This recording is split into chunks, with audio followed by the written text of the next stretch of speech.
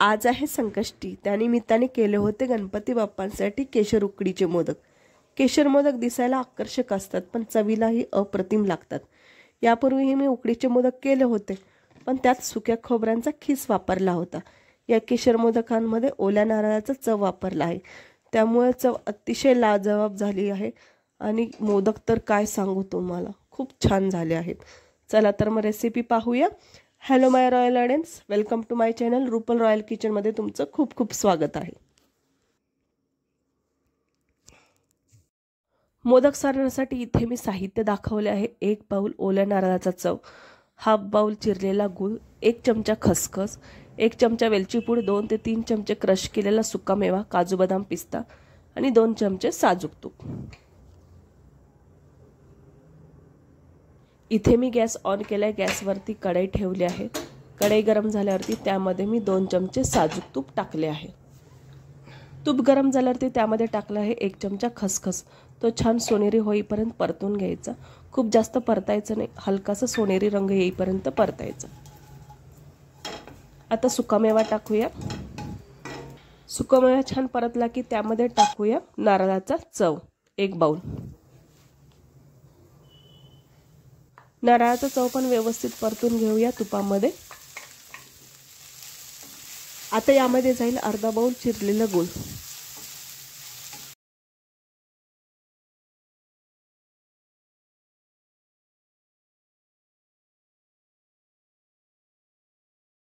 गूळ छान व्यवस्थित मिक्स करून घेऊया आणि एकजीव करून घेऊया सारणामध्ये।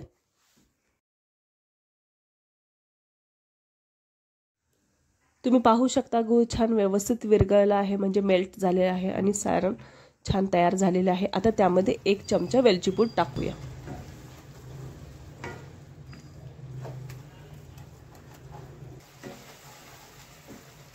तुम्ही पाहू शकता अशा प्रकारे रसरशीत छान मोदकांचं सारण तयार झालेलं आहे। मोदकाचं सारण गार होईपर्यंत उकड काढून घेऊया। उकड बनवण्यासाठी लागणारं साहित्य दाखवलं आहे। 1 बाउल तांदळाचं पीठ, साधारण 3 चमचे केशर दूध, चवीपुरतं मीठ आणि 2 चमचे कॉर्नफ्लोअर आणि 1 बाउल पाणी आणि 1 चमचा साजूक तूप। इथे मी गॅस ऑन केला आहे, गॅसवरती कढई ठेवली आहे। कढईमध्ये मी 1 बाउल पाणी टाकलं आहे। पाणी गरम झाल्यावरती त्यामध्ये मी अर्धा चमचा चवीपुरतं मीठ टाकलेलं आहे। मीठ विरघळल्यावरती त्यामध्ये मी साधारण 3 चमचे केशर दूध टाकलेलं आहे। मी इथे सांगू इच्छिते, मी इथे पाव चमचा हळद टाकली आहे रंगासाठी। तुम्ही पाहू शकता किती छान रंग आला आहे। आता यामधल्या मी केशरच्या काड्या काढत आहे बाहेर, कारण त्या पिठामध्ये मिक्स होतील म्हणून मी काढल्या आहेत। आता यामध्ये तांदळाचं 1 बाउल पीठ टाकलेलं आहे, ते छान व्यवस्थित मिक्स करून घेतलेलं आहे।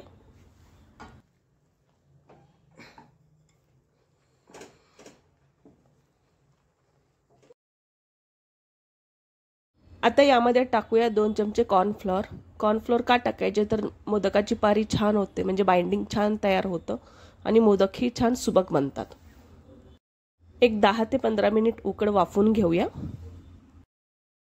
उकड छान वाफवून झाली आहे। आता स्मॅशरनी स्मॅश करून घेऊया। अशा प्रकारे छान व्यवस्थित उकड स्मॅश करून घ्यायची आणि गोळा मळून घ्यायचा।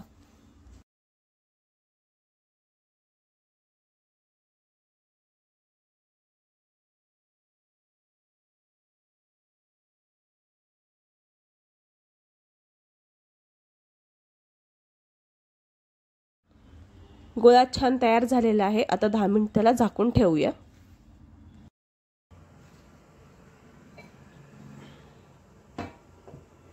मोदकासाठी लागणारं सारण आणि उकड दोन्हीही तयार आहे। आता मोदक तयार करून घेऊया। व्हिडिओमध्ये दाखवल्याप्रमाणे छान अशी पारी तयार केली आहे आणि त्याला कळ्या तयार करून त्याच्यामध्ये मोदकाचं सारण भरून मोदक तयार केला आहे।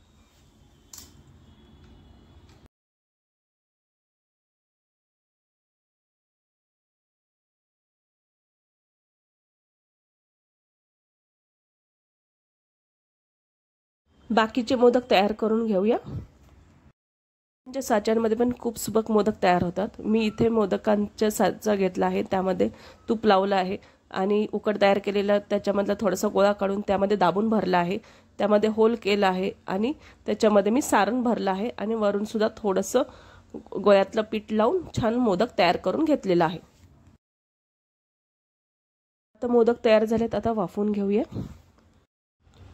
मोदक वाफवण्यासाठी इथे मी गॅस ऑन केलाय, गॅसवरती स्टीमर ठेवलाय, स्टीमरमध्ये मी पाणी टाकलं आहे, त्याच्यावरती गाळणी ठेवली आहे, गाळणीला छान तूप लावलेलं आहे।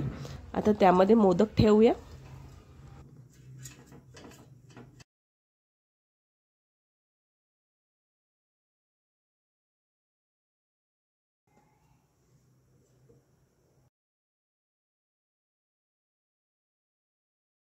सगळे मोदक स्टीमरमध्ये ठेवले आहे, आता वरून केशर लावूया।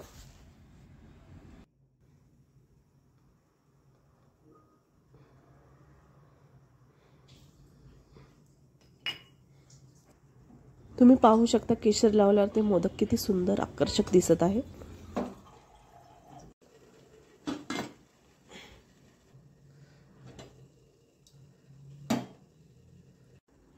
स्टीमरला झाकण लावूया आणि 15 मिनिटं मोदक वाफवून घेऊया।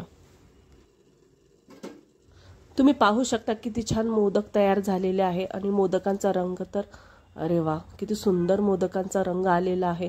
अशा प्रकारे हे आकर्षक मोदक तयार झालेले आहेत। अशा या सुंदर सुबक मोदकांची एक झलक पाहून घेऊया।